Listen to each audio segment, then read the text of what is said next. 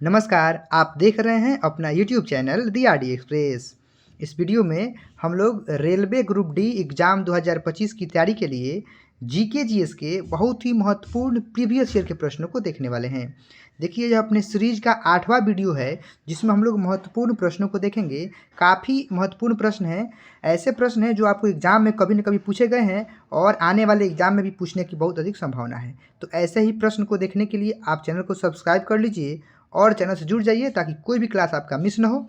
आप इस वीडियो में शुरू से लेकर अंत तक बने रहिए। और चलिए बिना समय गंवाए शुरुआत करते हैं आज के अपने 8वें क्लास की। तो आइए शुरुआत करते हैं आज के अपने पहले प्रश्न से। पहला प्रश्न है, भारतीय रेलवे का पहला यात्री रेल सेवा कब शुरू हुई थी? कब शुरू किया गया था? ऑप्शन है 1853 में, 1857 में, 1861 में या 1872 में। तो देखिए, इस प्रश्न का सही उत्तर आप कमेंट कर सकते हैं। बाकी मैं बता दूं कि इस प्रश्न का सही उत्तर ऑप्शन ए होगा 1853 में। प्रश्न संख्या 2 आपके सामने है, भारतीय रेलवे का मुख्यालय कहाँ स्थित है? ऑप्शंस देख लीजिए।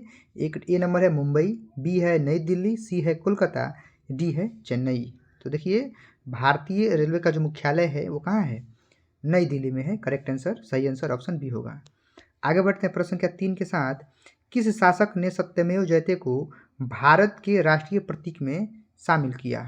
ऑप्शंस आप पढ़िए। तो ऑप्शन है सम्राट अशोक, अकबर, चंद्रगुप्त मौर्य या हर्षवर्धन।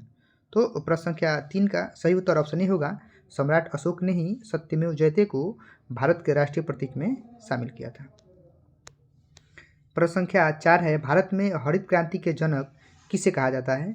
ऑप्शंस हैं एम.एस. स्वामीनाथन, सी.वी. रमन, जवाहरलाल नेहरू या फिर नॉर्मन बोरलॉग। तो देखिए, इस प्रश्न का सही उत्तर ऑप्शन ए हो जाएगा, एम.एस. स्वामीनाथन। सही आंसर ऑप्शन ए होगा। आगे बढ़ते हैं प्रश्न संख्या 5 के साथ।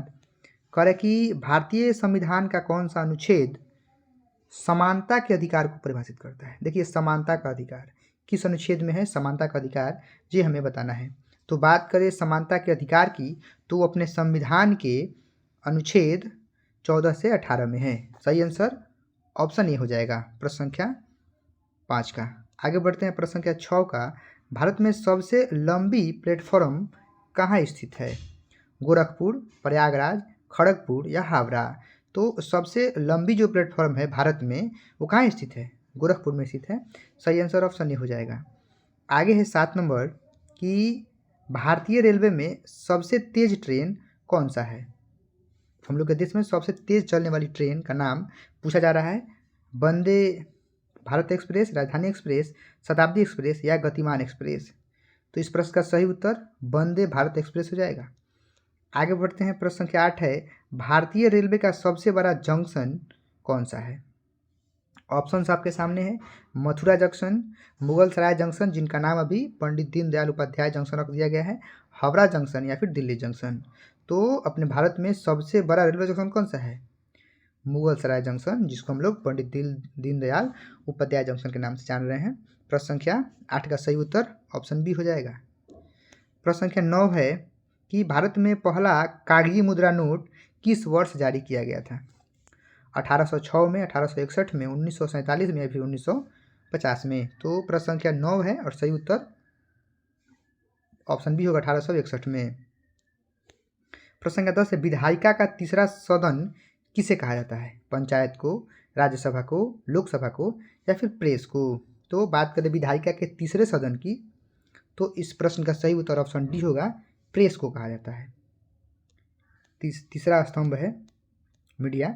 दुनिया का सबसे बड़ा कोयला उत्पादक देश कौन है? ऑप्शंस हैं भारत, चीन, अमेरिका या फिर रूस।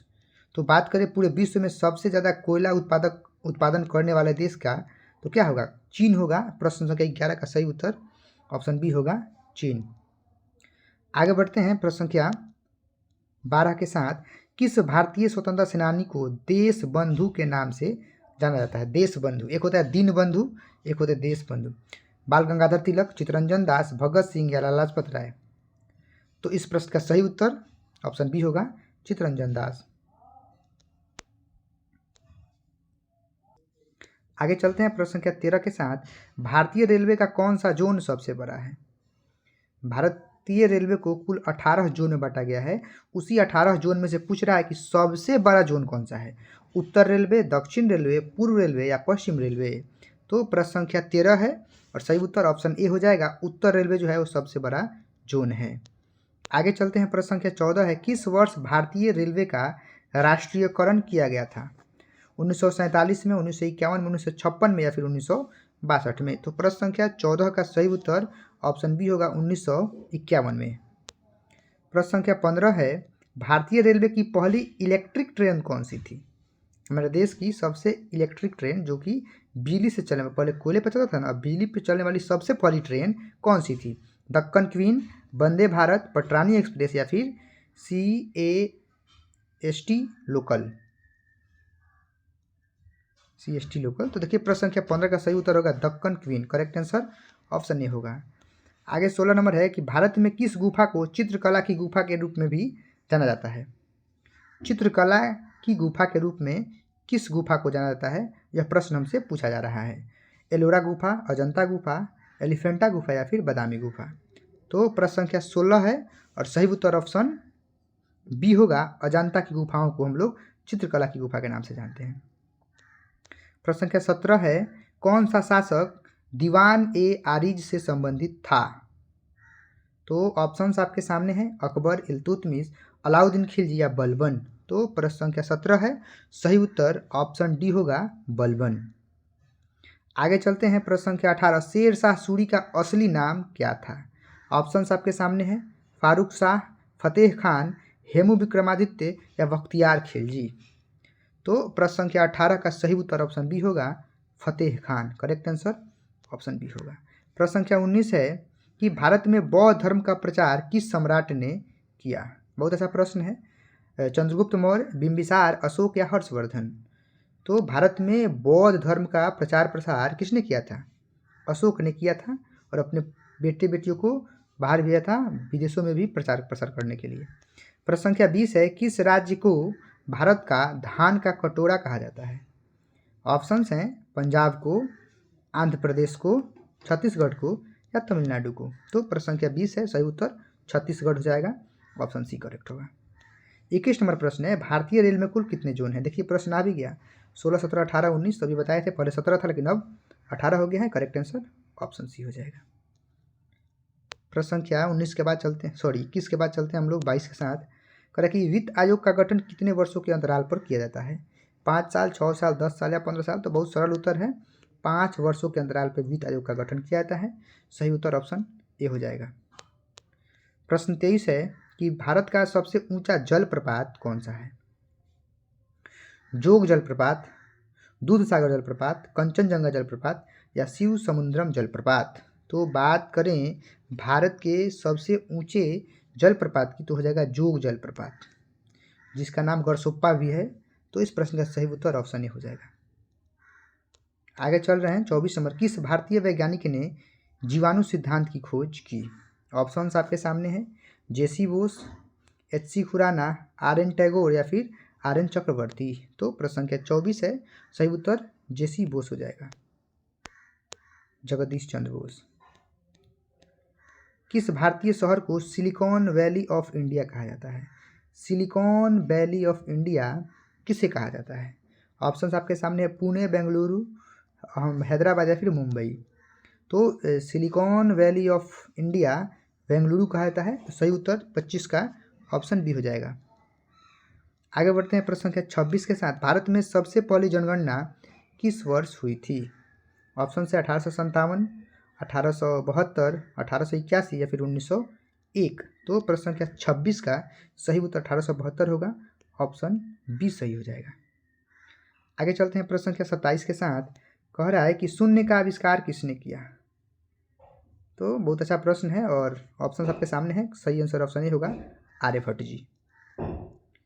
प्रश्न 28 है। स्वतंत्र भारत का पहला बजट किसने पेश किया था? अच्छा प्रश्न है। ऑप्शंस हैं। डॉक्टर राजेंद्र प्रसाद, पंडित नेहरू, RK शनमुखन चेट्टी या फिर DC देशमुख। तो 28 का सही उत्तर ऑप्शन सी होगा RK शनमुखम चेट्टी।